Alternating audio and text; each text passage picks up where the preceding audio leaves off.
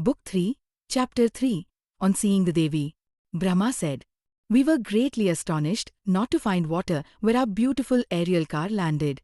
Instead, we saw the earth filled with forests and gardens, resonating with the sweet cooing of cuckoos and full of beautiful fruit-laden trees. We saw big rivers, wells, tanks, ponds, water springs, small pools, along with men and women everywhere. Next, in front of us, we saw a magnificent city enclosed by a divine wall. It had numerous sacrificial halls, palatial buildings, and marvelous architectural structures. Oh, we thought, this must be heaven. What a wonder! Who built this? We saw a king, divine in appearance, setting out on a hunting expedition. And Devi Ambika, whom we had seen earlier, was seated on the chariot. Suddenly, our aerial car, propelled by the wind, soared high into the sky and, in an instant, reached a new and lovely place. There we saw the divine Nandana garden. Under the Parijata tree stood Surbhi, the cow of plenty. Nearby, we saw a four-tusked elephant. Menka and other apsaras danced, sang, and played in various poses. Within the Mandara garden, hundreds of yakshas, Gandharvas, and Vidyadharas were singing and enjoying themselves. Lord Indra, Shatakratu, was there, seated with his consort Sachi, the daughter of Puloma. Next, we saw Varuna, lord of waters, Kubera, lord of wealth, Yama, god of death, Surya, the sun, Agni, fire, and other devas.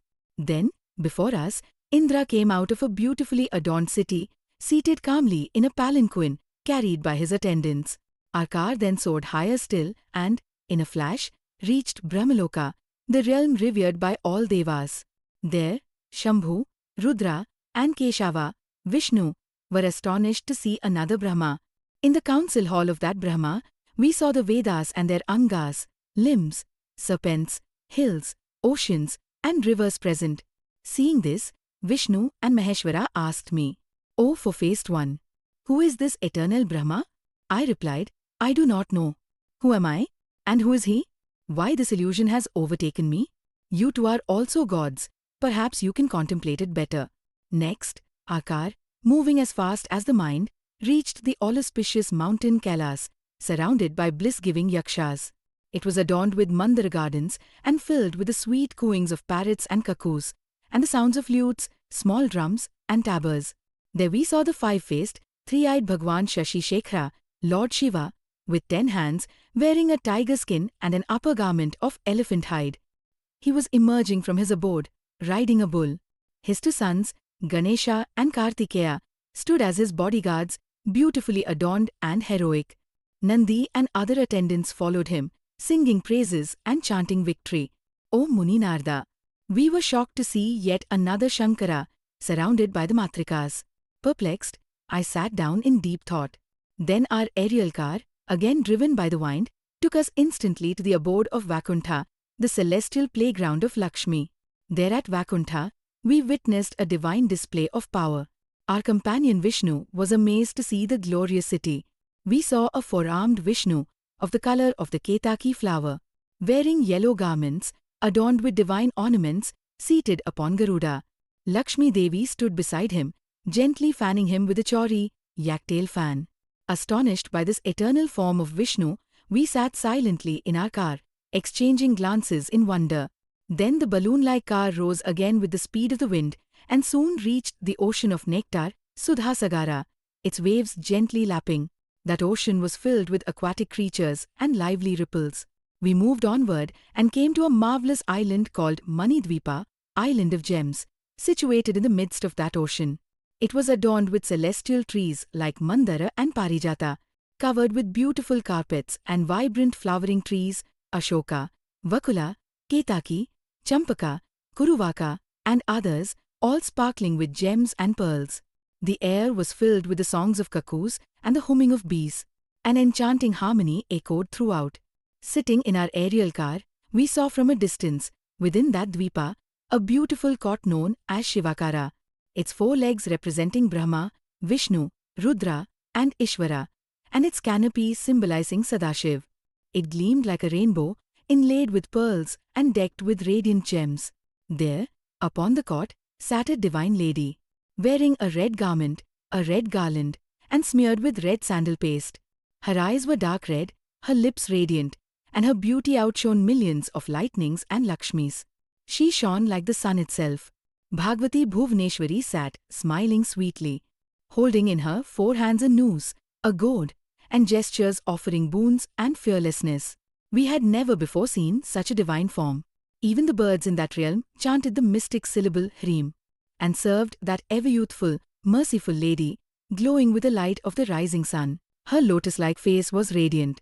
Her full breasts rivaled lotus buds, and she was adorned with beautiful ornaments, armlets, bracelets, crowns, and more. Her lotus face looked exceedingly beautiful, with jewelled earrings resembling the sacred Sri Yantra. Halekha and other divine maidens stood around her. On all 4 sides, her companions, Sakhis, chanted hymns in praise of Maheshwari, the great goddess. She was surrounded by Ananga Kusuma and other goddesses. At the center of a 6-angled yantra, Satkona, she sat in divine splendor. We were amazed beyond words. We thought, who is this lady? What is her name? We do not know her from this great distance. As we gazed at her, the 4-armed lady gradually transformed, becoming a 1,000-eyed, 1,000-armed, and 1,000-footed being. So it seemed to us. O Narada, we were overwhelmed by confusion and thought, is she an Apsara, celestial nymph? A daughter of the Gandharvs? Or a Deva girl? Who is she? Then Vishnu looked closely at the sweet smiling Devi and spoke with certainty. This is the Devi Bhagavati, the great knowledge, the Maha Maya, eternal and undecaying. She is the complete reality, Prakriti, the cause of us all. This Devi is inconceivable to those of dull intellect. Only yogis can perceive her through their yogic powers. She is both eternal, Brahman, and non-eternal, Maya. She is the will force of the Supreme Self. She is the first creatrix of the universe. This wide-eyed goddess, the ruler of the universe, has produced the Vedas. Those who are unfortunate and dull-minded cannot worship her. At the time of cosmic dissolution, Pralaya, she withdraws the entire universe and all the subtle bodies, Linga Shariras, into herself and plays joyfully. Right now, she resides as the seed form of the universe. Look, around her are seen all her divine manifestations, Vibhutis, adorned with heavenly ornaments and anointed with divine fragrance, serving her reverently. O Brahma, O Shankara, today we are blessed and fortunate, because we have received the vision of this Devi. The austerities we performed in the past have borne this fruit. Otherwise, why would Bhagavati reveal her form to us so graciously? Those who are highly meritorious through tapasya and acts of charity. Those noble souls alone can see this all-auspicious Bhagavati. Those who are attached to sensory pleasures cannot perceive her. She is Mata Prakriti, united with the Siddhananda Purusha, consciousness bliss self. It is she who creates this Brahmanda and reveals it to the Paramatma. O Devas, this entire universe, the seers and the seen, all owe their origin to her. She is Maya, the wielder of all forms. She is the supreme goddess. What am I, or the other Devas? What are Lakshmi and the other goddesses compared to her? We are not even 100,000th part of her greatness. It is this same supreme lady I saw long ago in the vast ocean, when she joyfully cradled me, then an infant. In ancient times, when I lay sleeping on a floating bed of banyan leaves, sucking my toe like a baby. She rocked my gentle body and sang lullabies like a loving mother. Now I recall that divine moment at the sight of her. She is indeed the Bhagavati, and this lady is our mother. Thus ends chapter 3 of book 3, on seeing the Devi, in the Srimad Devi Bhagavatam, of 18,000 verses, composed by Maharshi Vedavyas.